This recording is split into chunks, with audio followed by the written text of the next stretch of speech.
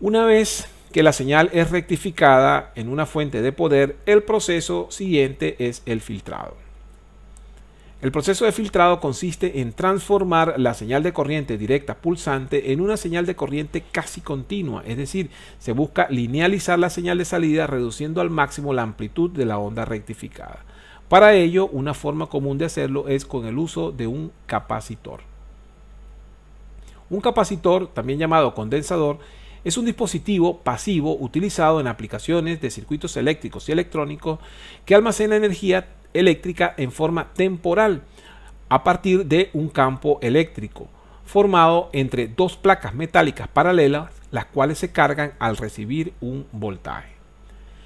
La propiedad característica de los capacitores para almacenar energía temporalmente se denomina capacitancia. Está identificada con la letra C y la unidad para expresar sus cantidades es el faradio, identificado con la letra F. En la siguiente figura se muestra una gráfica de tiempo que describe el comportamiento del voltaje en un capacitor. En el primer intervalo, identificado como TC, se observa la forma de almacenamiento de energía. Este intervalo se conoce como tiempo de carga y presenta una función exponencial que describe el incremento del voltaje en el capacitor durante un intervalo de tiempo. El siguiente intervalo, TRP1, hace referencia al tiempo de régimen permanente cuando el capacitor está cargado, por lo cual el voltaje en los extremos del capacitor presenta un valor constante. El intervalo a continuación, identificado como TD, hace referencia al tiempo al cual el capacitor se descarga cuando entrega la energía almacenada temporalmente a un dispositivo pasivo, como por ejemplo una resistencia. Finalmente, el periodo TRP2 corresponde a un segundo tiempo de régimen permanente una vez que el capacitor entrega completamente la energía y por ende se encuentra sin carga. En este caso, el voltaje en el capacitor permanece igual a cero. Como mencionamos anteriormente, el faradio es la unidad principal para expresar las cantidades de capacitancias de un capacitor. Sin embargo, en la práctica, esta unidad hace referencia a un valor que físicamente sería imposible de implementar por su tamaño, por lo que para aplicaciones eléctricas y electrónicas las unidades típicamente utilizadas son los siguientes submúltiplos. El milifaradio, cuyo valor es de 10 a la menos 3 faradios. El microfaradio, con un valor equivalente de 10 a la menos 6 faradios. El nanofaradio, con un valor equivalente a 10 a la menos 9 faradios, y el picofaradio, que equivale a 10 a la menos 12 faradios. Vemos ahora una figura en la cual se muestran los elementos básicos de un capacitor y los símbolos que se utilizan en diagramas eléctricos y electrónicos. Se observan dos placas metálicas separadas entre sí una distancia d por un material dieléctrico, cuya función es aislar una placa de la otra y permitir el almacenamiento de carga eléctrica entre ambas placas, cuando se aplica un voltaje en sus extremos. Es importante destacar que el área de las placas permitirá mayor o menor acumulación de carga. Aquí podemos ver entonces la descripción de cada una de las partes del capacitor. La placa tiene un área identificada con la letra A y están separadas una distancia identificada con la letra D.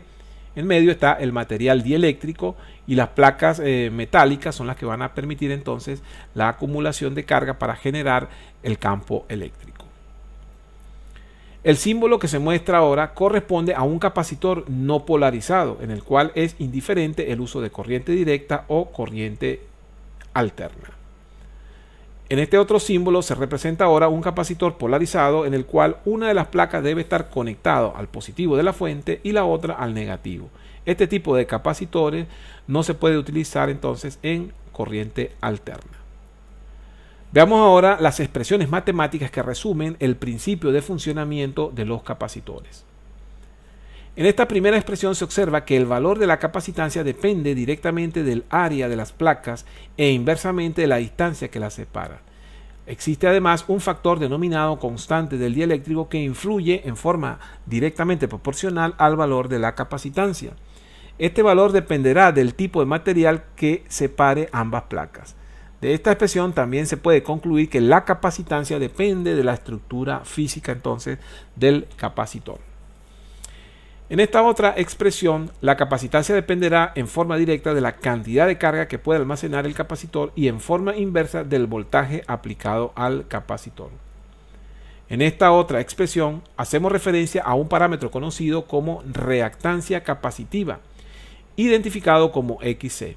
Este es un factor que representa la oposición que ofrece el capacitor al paso de la corriente eléctrica y depende en forma inversa de la frecuencia del voltaje aplicado y del valor de capacitancia del capacitor. Si la frecuencia es muy baja, entonces la reactancia capacitiva XC tiende a ser muy alta. Por esta razón, en corriente continua a frecuencia igual a cero, se dice entonces que un capacitor se comporta como un circuito abierto. Si la frecuencia tiende a valores muy elevados, entonces el capacitor se comporta como un cortocircuito, es decir, como un elemento de resistencia igual a cero. Pero para frecuencias intermedias o superiores a cero, como es el caso de la corriente alterna, el capacitor se comporta como un elemento conductor con una resistencia variable según el valor de la frecuencia.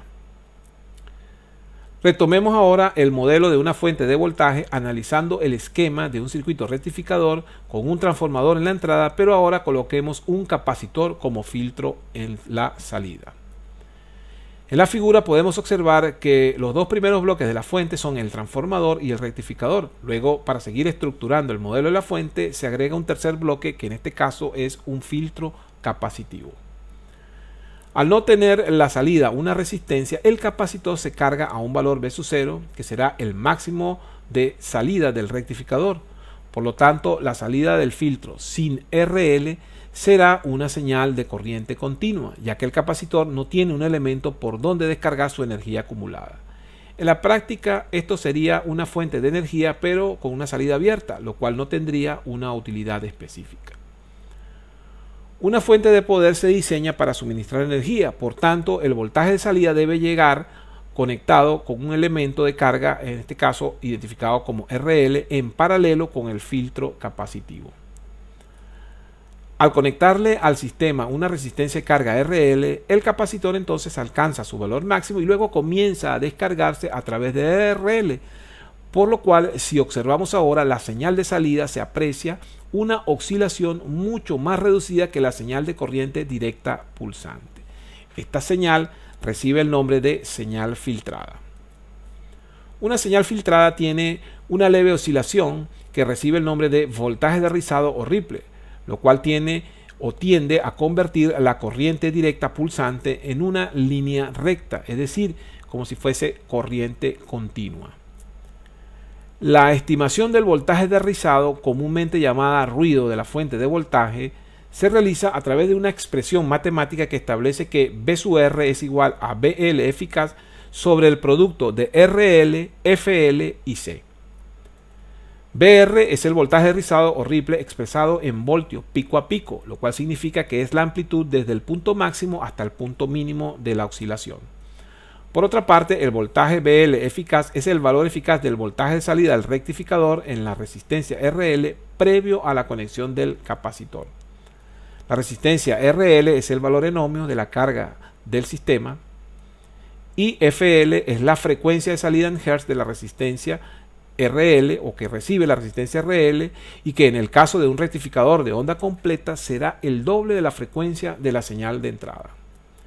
Finalmente, el valor C corresponde al valor de capacitancia en faradios del filtro capacitivo, con lo cual podemos concluir que mientras más grande sea el valor del capacitor, menor será el nivel de voltaje de rizado y por ende la señal filtrada tenderá más a ser una línea de corriente continua.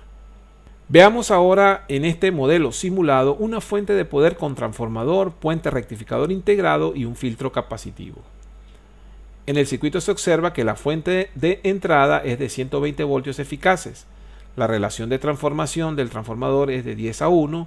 Luego el puente rectificador está identificado como BR1. En este caso no se utiliza un arreglo discreto de diodos, sino un puente integrado. Seguidamente se muestra un filtro capacitivo de 2000 microfaradios.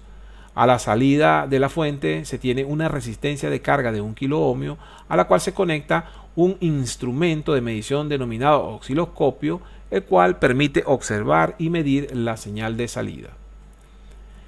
En la gráfica se observa a través del software de simulación la señal de salida del voltaje filtrado mediante la emulación de la pantalla del osciloscopio conectado a la resistencia de carga.